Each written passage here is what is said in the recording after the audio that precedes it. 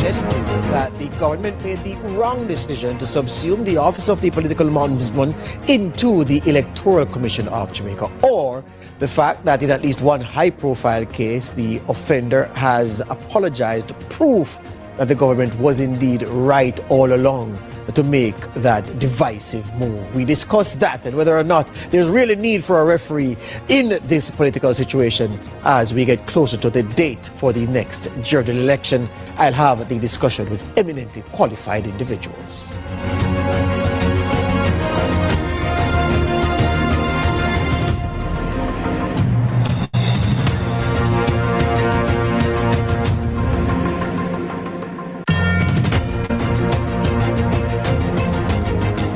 High-profile incidents on the campaign trail have given fresh oxygen to this argument about whether the right decision was made with the office of the political ombudsman, the decision by the government to put that office into the workings of the ECJ and allow the ECJ to work out a mechanism whereby the office of the political ombudsman can function, continues to divide opinion. We've seen Everald Warmington dropping F-bombs in Westmoreland. We've seen the PNP's Dr. Miranda Wellington talking about war in Westmoreland as well, and the public has had its fair share of comment about those comments among others, and some people are saying this is why we need a referee. Other people are saying, well, it's a system that is self-regulating, hence no need for a standalone office of the political ombudsman. So just in case you came in late and you don't know what the issue is about and why we are again talking about this office of the political ombudsman, we prepared this to bring you up to speed.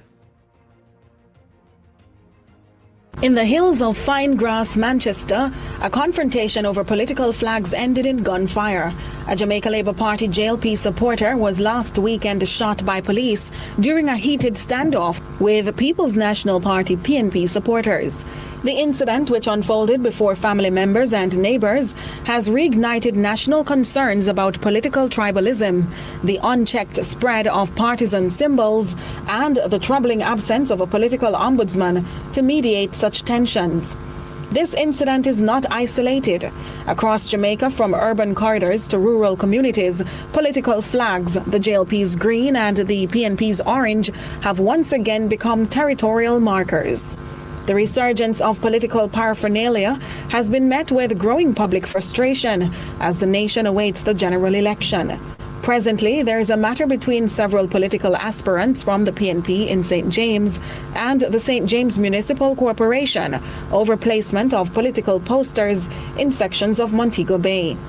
Despite an initial injunction allowing the aspirants a chance at replacing their posters, the matter is still under review by the court. However, the practice of marking turf with flags, long condemned as a relic of Jamaica's violent political past, has persisted in the absence of a strong regulatory hand.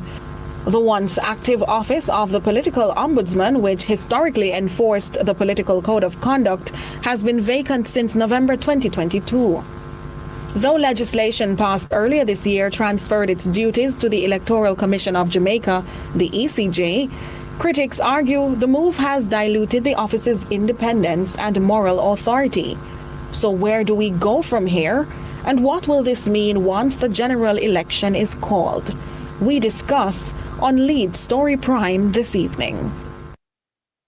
Thank you, Nika. So I have three guests this evening. Maxine Henry-Wilson is a former PNP Member of Parliament for South East St. Andrew, former General Secretary of the party as well. Ronald Thwaites, former Education Minister, former Member of Parliament for Central Kingston, and Bishop Dr. Alvin Bailey is President of the Jamaica Evangelical Alliance. We have two former parliamentarians and a clergyman to weigh in on this issue. Good evening, lady and gentlemen.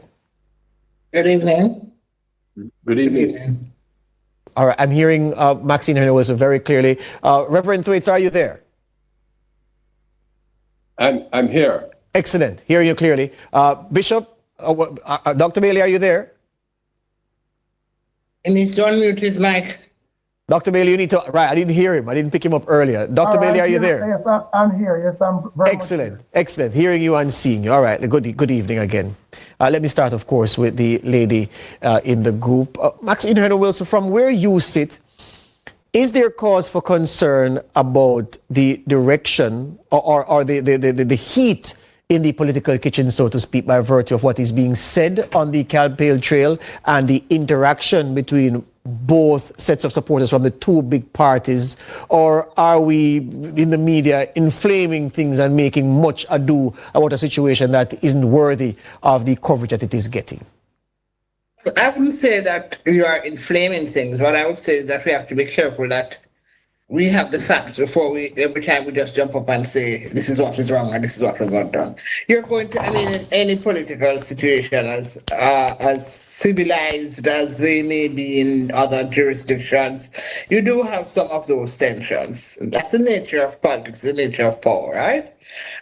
You need internal regulation. The political parties themselves need to set benchmarks to say, this is what can be done, this cannot be done. And to police those. And then you need external persons, one of which is the Ombudsman, but the Ombudsman really had also consultation committees in the various parishes. So they also assisted with defining and also, trying to create some level of harmony among the parties, because it's a competitive situation. Everybody's trying to get an advantage. So that kind of structure provided some oversight. And I can tell you, as someone who benefited, I think, from the work of the Ombudsman, at that time being Reverend Bishop Blair, it's not automatic, it's not a silver bullet, a wrong word to use, but there's no immediate, but it does have the scope for bringing communities together where they may have been almost divides that have taken place across boundaries. So it has played a role. I am concerned that the Electoral Commission of Jamaica it has a clearly defined role, several roles, and to take this on now, especially in the context of where the investigations, which is something that the Ombudsman assisted with. I'm concerned that the Electoral Commission is being overtasked. Interesting take there, especially that last bit about the ECJ being given too much work to do. We'll come back to that. Reverend Thwaites, your perspective on the issue of the rhetoric as things stand now, without an election date, without a nomination day, but close enough to those two very important announcements. And what you've seen and heard on the campaign trail so far, is a referee conspicuous by its absence? Very conspicuous by its absence. It's disgraceful that there should have been any move to abolish the office. The Electoral Commission is totally inappropriate for doing all the work that the Ombudsman did. My experience when I was in representation of politics is that people like Bishop Blair and Donna Parchment-Brown acted as reconcilers. They lowered the temperature when things got hot between different argument that it costs a lot of money, could be dealt with in another way, and is merely a ruse, because people obviously want the freedom to brook out. We've seen the signs of it, and we should reverse that bad law as quickly as possible. All right. Bishop Bailey, your position on the absence of a standalone office of the political ombudsman, especially amid the political temperature, the rising political temperature, the sharp rhetoric from both sides of the political divide, and the pasting of flags and paraphernalia all over communities. Dr. Errol Miller, former chairman of the ECJ, commented that this is the worst legislative move since independence. And I tend to agree. As a matter of fact, there must be a sense in which an important process like the elections and the electoral process should have a sense of supervision from an independent body, that there's a sense of accountability with respect to probity, integrity, and morality that is not attached to any other electoral process. You would have known that the electoral office deals with the matter of the technical aspect of it, and then the ethical and moral aspect of it is dealt with by the ombudsman. That should remain independent. And what seemed to be even more appalling about maintaining this decision is the fact that civil society, the church, and the wider Jamaican society is saying that this is a symbol of fairness that we want to maintain in such a critical time, in such a critical process, especially when, as you would mention, indications are clear that there's a propensity and tendency for persons to be beside themselves around this time. So I really do think that it is unfortunate that this is the situation. Hear you on that. Let me take the break and come right back. I have the opening comments on the table and we can go further with this discussion. The absence of a referee, no standalone office of the political ombudsman. We all know it is now part of the ECJ. Certainly Maxine Henry Wilson believes that that very important organization is being overburdened. It needn't be responsible for the functions of the ombudsman's office. And then the other two gentlemen decrying the decision and saying it was a bad legislative move and it ought to be reversed. More on this issue on CVM TV. My name is George Davis, talking about matters on the political campaign, the rhetoric, the temperature getting hot, some sharp words being exchanged across the political divide, and then the age-old problem once it comes to election time of people putting up flags and paraphernalia in communities and rival sides taking exception to what the other side is doing and what is resulting from that in terms of people feeling that we are reaching a tipping point and that with no referee in the game, things could get ugly rather quickly. I have with me former General Secretary of the People's National Party, Maxine Henry Wilson. She served Southeast St. Andrew in the Parliament for many years. Ronnie Thwaites also served in the Parliament, Central Kingston, and like Henry Wilson, he was a Minister of Education during his time as a legislator. And I have Bishop Dr. Alvin Bailey, head of the Jamaica Evangelical Alliance, a clergyman two clergymen on the panel. Maxine Henry Wilson's line is misbehaving. It's back, and I wanted to start with her in the second segment. Maxine Henry Wilson, I hear you on the solid footing that you started the conversation. But what about some people who will say, why do our leaders and former leaders continue to burnish the reputation of this office of the political ombudsman, when in practice, this office was nothing more than a glorified flag police, because an examination of their effectiveness will show that it is nowhere near what people would have you believe. How would you respond to that? They are ill-informed. And I had one of my political colleagues used to say, young God, no storm. A lot of people who make those claims don't realize where we are coming from in terms of our electoral system. Yes. We were actually on the brink in 1980, and a lot of investment was made by persons, civil society, in the force trying to create a set of institutions that will complement each other. It is not true that it is a paper tiger. I think I was just checking something. And in 2000, I decided 1997 or 2002, the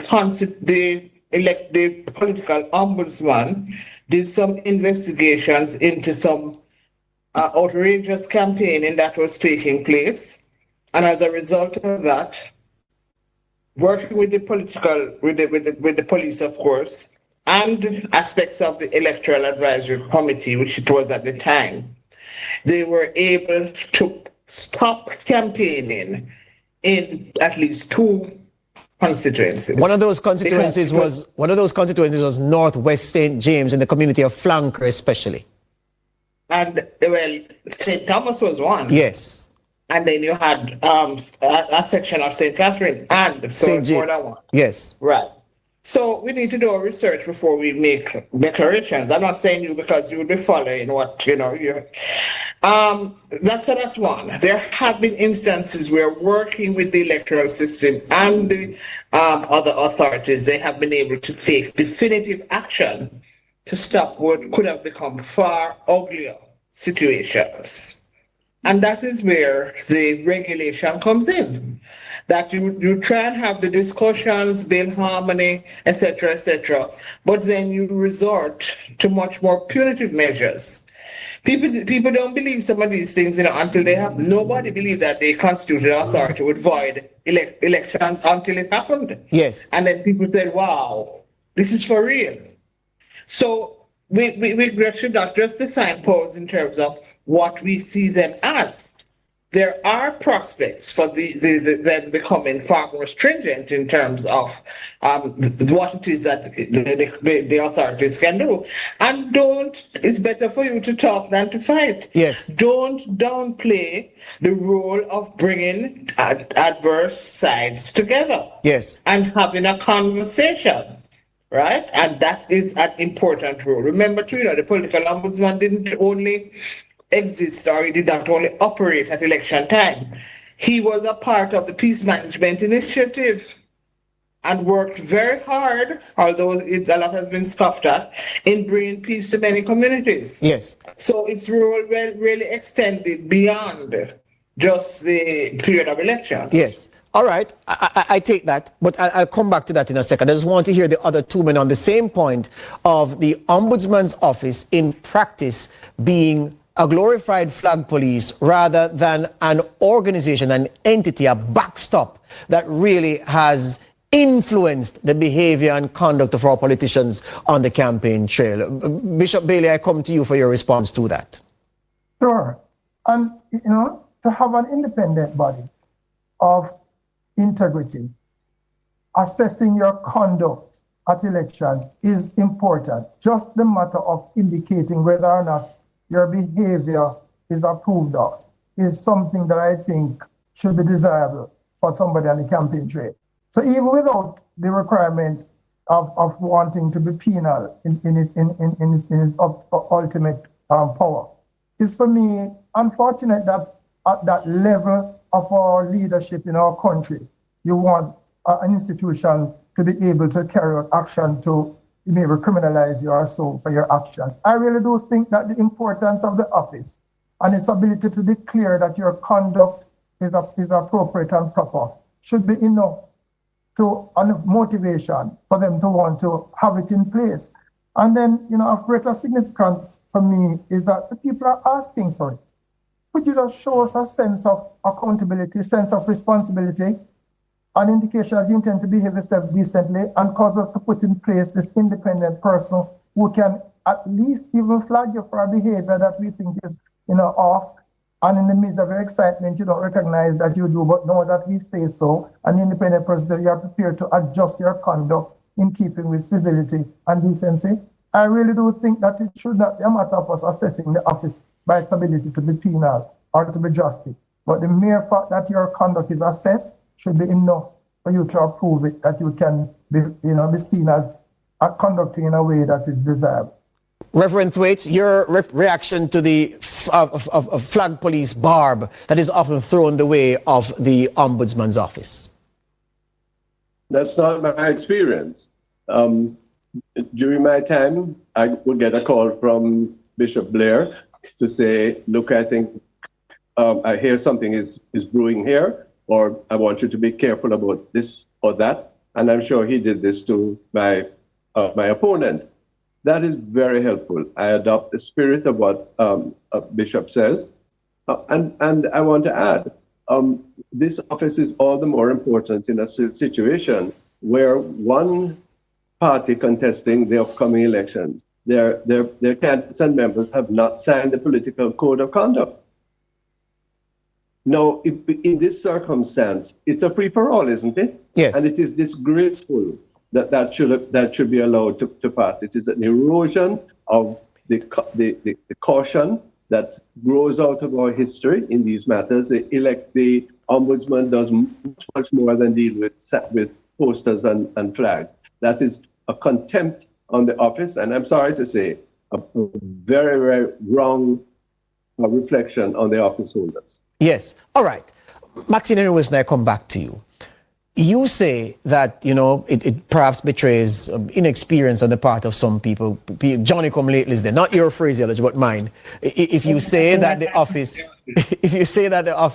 is pure form over substance, but people will say to you that, look, since 2002, the Interim Act was promulgated, and that gave life to the Office of the Political Ombudsman. If you track the incidents that have been reported to the Political Ombudsman and the very public pushback from some of the people at the center of disputes concerning conduct, either what they said or what they did, them and their supporters. It does support the argument that this office has no power. And I'll give you an example. In the run-up to the 2011 election, after Bruce Golding resigned as JLP leader and stepped down as prime minister, and Andrew Holness found himself in the role of prime minister rather, and leading the country to an election, the then PNP candidate for Northeast St. Catherine, Abe Dabdoob, said at a rally outside Linstead that, look, the driver has run left the bus. The doctor said he don't want to work, and now the loader man has stepped forward. That incensed labor rights, and a complaint was made to the political ombudsman at the time to say, look, how can this gentleman be calling the prime minister a loader man? Bishop Blair, the ombudsman at the time, wrote to Mrs. Simpson Miller in her capacity as opposition leader to prevail upon Abe Dabdoob to apologize. Not only did Dabdoob not apologize, he wrote a 3-page letter to Bishop Blair explaining why he had done nothing wrong, he would not be apologizing, and he was certain that the opposition leader would understand his position. That's just one example of several high-profile ones that I can go into in detail, where the desired action from the politician at the eye of the storm was not successfully elicited by the ombudsman despite their considered entreaty. So I put that to you as one of the examples that people look at when they say, well, what is this office for then? So probably you could find some other examples where it was effective, because I can give you many examples of it being effective. The ombudsman can't be blamed for an out of order political leader, and this is where also the political organizations come in. Listen, a lot of people don't know the history of these things, but you see, even the EAC, the pressure that I know PJ Patterson was under from internal people about how the EAC should operate, and the view that he was selling out his own comrades, right? And he stood firm, and he had civil society support. I'm saying the ombudsman alone cannot do it. He's one of many institutions, and he can point the way. Why Mr. Dabdoob was not censored, I do not know. But these are also the political parties themselves have a responsibility to have codes of conduct and to censor their people who are bringing the process into disrepute. And I am very, very sorry that we seem to see more of that now, where people feel they can go on a platform and say anything they like, using any language they like, and they're not censored. There are things that you're saying to people, you can't run. Yes, yes. And Reverend Thwaites, just before the break, people point to the recent Westmoreland incident where the Southwest St. Catherine MP, Everald Warmington, dropped F-bomb after F-bomb. The opprobrium which attached itself to those comments saw him, a man who is notoriously anti-apologetic and very much his own way. He issued an apology without an ombudsman being present. So people say, well, the system self-regulates, Reverend Thwaites. Why then do we need a referee to cause someone or call on someone to do something? Well, look at who is apologizing with just a call from civil society and members of the public. I'm not in a position to comment on what motivates Mr. Everald Warmington. I would only wish to say that he might have felt constrained by either his conscience or external pressure to regret his I'm sorry, Reverend. I'm sorry, Reverend. You're saying, Reverend Thwaites. This his comments against the legal opposition. Reverend Thwaites, let me take the break and come right back and ask you to restate that, because I lost you at the critical point. Well, all of what you were saying I could barely hear, and I want my viewers to hear that. So let's take the break and come right back and see if we can refresh the evening talking to Maxine Henry Wilson, Ronald Thwaites, and Dr. Alvin Bailey, talking about the issue concerning the Office of the Political Ombudsman, the role it ought to be playing its historical role, which is why we handpicked our guests, people who know the history of the politics, who can inform their opinions, and talking about the political climate now and whether or not things that are happening or prove that self-regulation is to be allowed room to breathe, or whether these same things happening prove the need for this authoritative entity standing alone, this referee, to be able to regulate the behavior and conduct, lest it bleed over into the red zone. And of course, Jamaica does not want to return to the bad old days. So before the break, Reverend Thwaites, I'd put the question to you. I heard the initial part of your answer, but I'm still going to put the question the way I did to elicit the answer in the first place. And I was saying to you that the fact of Warmington's apology after his F-bomb tirade in Westmoreland, and that apology was not prompted by the political ombudsman in the ECJ.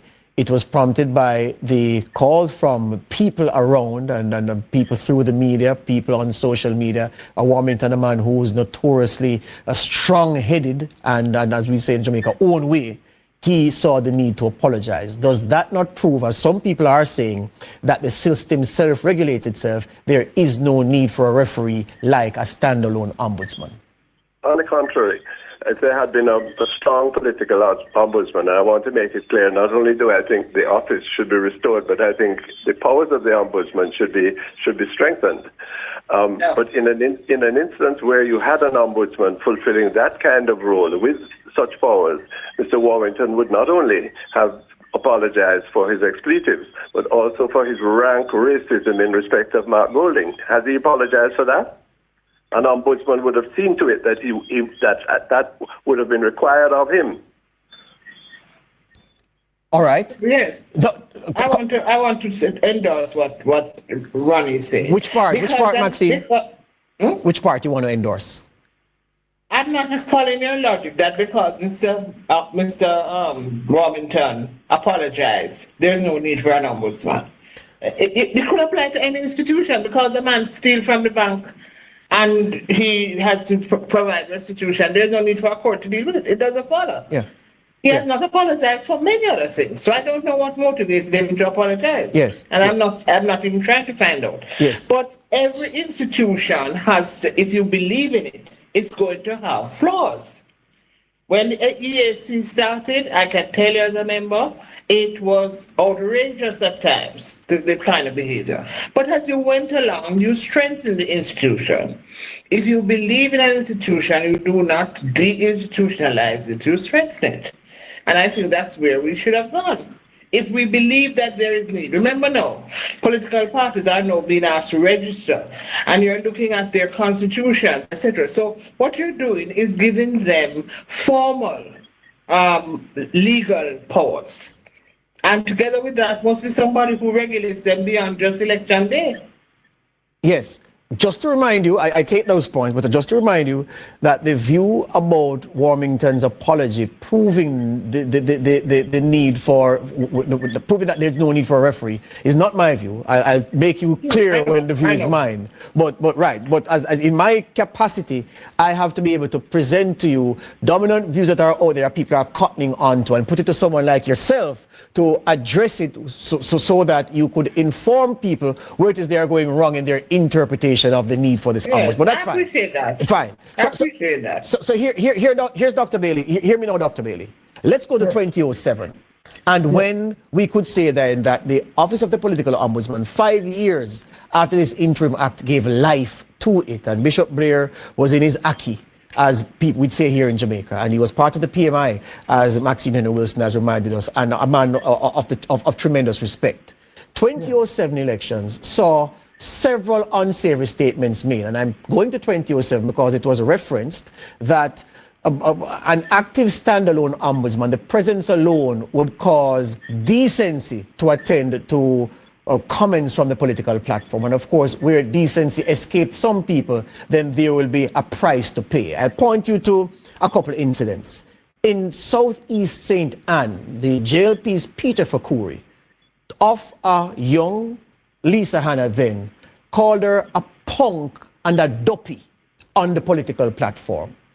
Then former PNP General Secretary Donald Buchanan referred to Chris Tufton as Satan Roger Clark said of JLP supporters, he called them, he said some of them behave like rapists and another word that I can't unfortunately say on air. This was 2007 and this was the rhetoric coming from the political platform on the hustings week in, week out as the parties jostled for supremacy. So I say to you, the Ombudsman was active then, these statements were made and nobody paid with any pound of flesh for what they said, giving oxygen again to the fire that people lit when they said, wait, what is the office for if these people can say these things and get away with it? Yes. Well, my response to that is, in the face of these many cases that are unacceptable both to the politicians and the public, what should be looking into is to strengthening the office of the Ombudsman and not paralyzing it. Because fundamentally for me are the principles that must be in place in the office of the Ombudsman. And one, an institution that is not compromised by another, or in fact compromising another, individual of integrity that has the confidence of the public and the politician themselves, policies to govern the way he governs in that office and that everybody signs on to agree to, and the relevant actions that must be taken if they don't. And of course, people responding, as we hear, persons, when actions are taken, respond to the Ombudsman and vice versa. But in the absence of the power to execute the right kinds of actions, then the office will continue to be abused. So my position is, rather than eliminate it and subject it to compromise, strengthen the office, especially when we realize that things are not necessarily getting better, it's getting worse. And but Dr. Bailey, if I may, what do you say to the position of the Justice Minister Delroy Chuck, who has said on this program and elsewhere that by virtue of the decision to put the Ombudsman's office into an organization such as the ECJ, which is, if not universally, certainly regionally respected for what it has managed to do to the competitive political landscape in Jamaica, that by doing that, by giving it the cocoon of the ECJ's reputation, availing it of the ECJ's resources, that it is in effect strengthening how the Ombudsman's office can play its hand at election time. What say you to that? First of all, the antecedent of some of these decisions breeds suspicion. I mean, why can't the decisions of the public take precedence over a political party, any one of them for that matter, who would want to make a decision that is unpopular? The fact of the matter is that there is even no independent office in itself, which is, in my estimation, is unacceptable. It's no individual. There's a registrar of political parties, a new person that is put in place, and he, along with the members of the ECJ, is what makes the decision, not an independent office that makes the decision. My position is that some of these institutions that are responsible to hold individuals accountable, especially competing individuals, must be governed and the decisions taken by others other than the people themselves who is affected by their decision.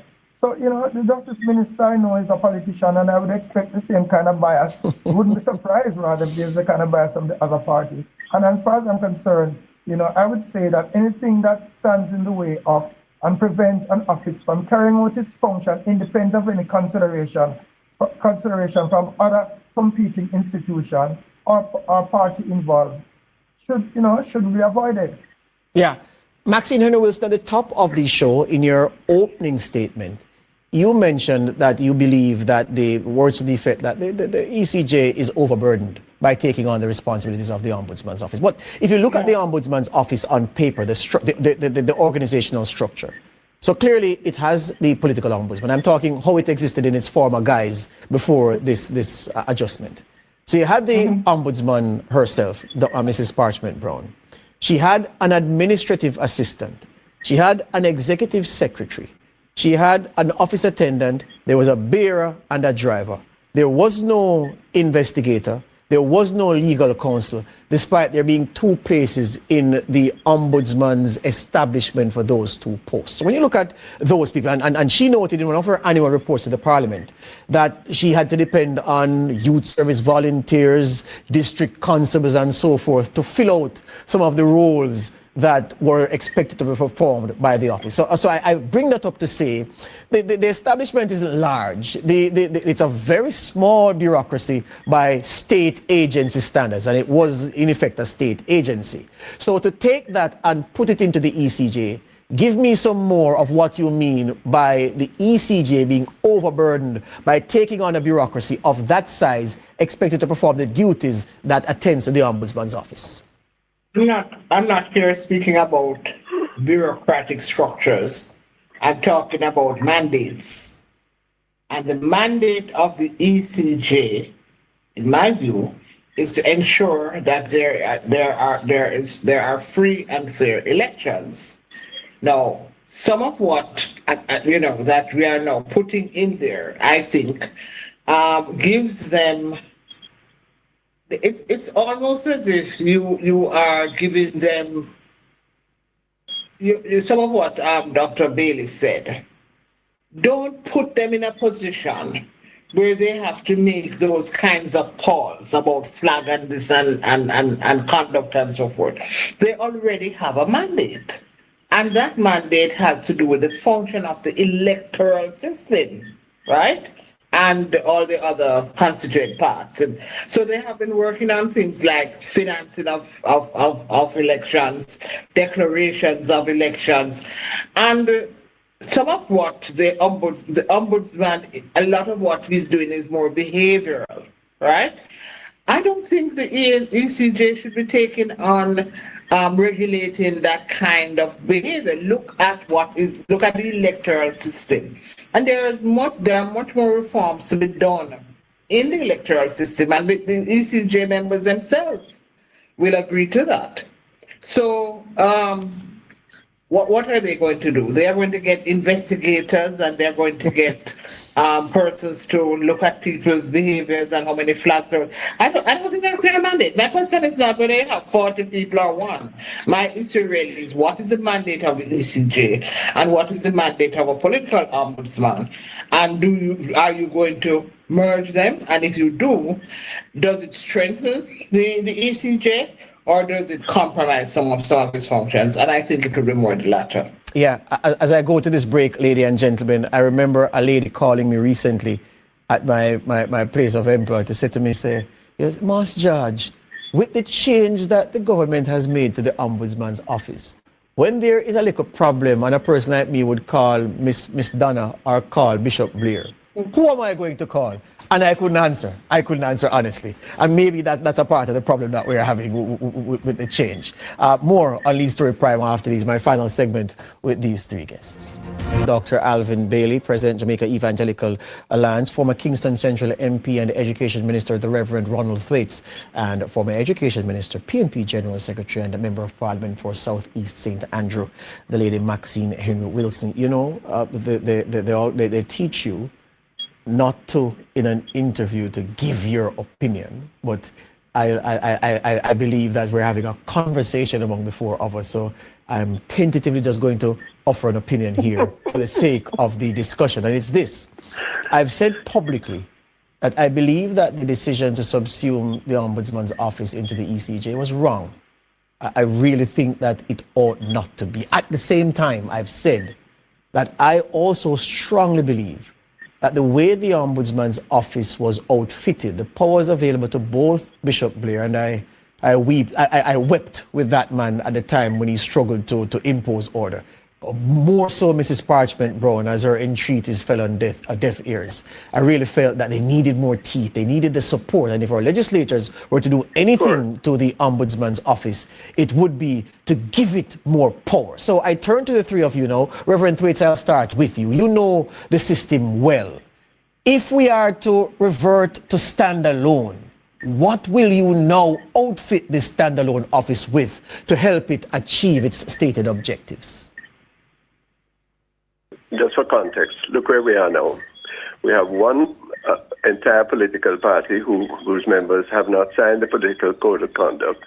We have gutted the ombudsman's role, albeit weak and less effective than it could have been, and we have placed it, or we say we've placed it in an institution where it's not its mandate, and which itself would have political representatives engaged in judging their own company. I am surprised that the Electoral Commission, under such esteemed leadership as Earl Jarrett, didn't say to the government, look, this is not our task at all. Don't try and pass it on to us. What should we do? We should reinstate the role, and we should give two things. One, investigative powers and personnel to the Ombudsman, and also make it mandated so that in instances of egregious conduct, she can refer the matter, the incident, to the Director of Public Prosecutions for action. Very well. Just to note, though, also, Reverend Thwaites, that your call for an investigator to be given, as I mentioned, that is a part of the structure, but it was never, the personnel was never there. So Blair and Parchment Burn are functioning without the assistance of someone in that capacity. All right, so I take that point. Differently. Yes, there you go. All right. Bishop Bailey, your perspective on how we can assist this standalone ombudsman's office that you believe is necessary to function even more effectively than it was before? You know, I jokingly say elsewhere that if it really was imperative that it be placed with a particular institution or organization, why didn't they put it in the Integrity Commission? But especially when we think that the burden of the decision they take and the actions that they carry out is alongside more than ethical practices. Then I wonder, in fact, that I'm agreeing that it needs to be given the kind of legislative support or legal support and investigative support to be able to take stronger actions if it's going to be a standalone office. And indeed, the selection of the person is one that civil society and the church are approved of greatly because of the nature of the decision they have to be taken. I think the political parties understand very well what ought to be and is the office of the Ombudsman, and they are prepared and can in fact comply if they make a concerted effort to do so. I'm convinced that the technical comprisation of the office is, in my estimation, something that can be circumvented by any of them if they choose to do so. So I really do think that the will to comply with a kind of conduct and be prepared to make them be available for scrutiny and for criticism, you know, is very important. And you know, so I really do think that, yes, investigative powers and some amount of punitive action powers is necessary. Maxine and Wilson, if you agree with me that the office standing alone as it was before is not fit for purpose, is not suiting anybody well, and that, you know, a standalone office does indeed need more power, what change do you think is necessary to make it strong by itself? First of all, it really should not just be a phenomenon of an election or an electoral period. It really should also be regulating the conduct and behavior of political persons on the hustings. That's general, right? Yes. I believe that there is a set of institutions that you call parish consultative committees. I believe those should be at the political ombudsman should be able to call, whether it is the president of these parish committees or whatever. You have CAFE, right? What I'm saying is that we always think of a big bureaucracy, but we already have organizations out there who are concerned with, committed to a society that has propriety in terms of its political behaviors and mores, and already know the landscape. Why don't we set up a kind of consultative body that provides the support that the ombudsman will need? I wouldn't say that I've thought it through, you know, definitively, but I think that there is a way in which we can build the architecture that it doesn't have to be a big bureaucracy, but that it takes on other roles in terms of regulating political behavior. Thank you for that. Reverend Thwaites, for the time being, and it does appear as if we're going to have to go to the next election with the status quo, with the Ombudsman in the place that it is. What would you suggest to the Secretariat of both major political parties and others in terms of how they have a self-regulating mechanism to deal with the worst kind of comments on the political platform from those who posture to represent them? That's going to be very difficult. I think both parties have a when they're ready, have a sense of what is appropriate in these circumstances. The Prime Minister said something which many will feel goes that way. I don't think it's nearly strong enough. But the moment calls for the strength of civil society, of the voluntary organizations, the churches, in the particular instances, to call out and to encourage clans. I used to be called upon by the members of the church leadership, and counseled as to the principles that one ought to espouse as a political representative. That was influential. Others can do it. And we are going to have to take charge of the situation in circumstances where at least one political party is obviously trying to erode and to dismantle every check and balance to appropriate conduct. Dr. Bailey, your work is cut out because people will be looking at you and the church, people like yourself, to say, boy, stand as the referee because there's none on the pitch. No, as a matter of fact, I want to say that the people of Jamaica is demanding much more than we are seeing. The church is speaking directly, and the politicians will tell you that. We are speaking, and we are prepared to speak even more. As we speak, meetings are happening, this program is being watched, and we are formulating a means of speaking to them and to this nation with respect to expectation, especially during the election.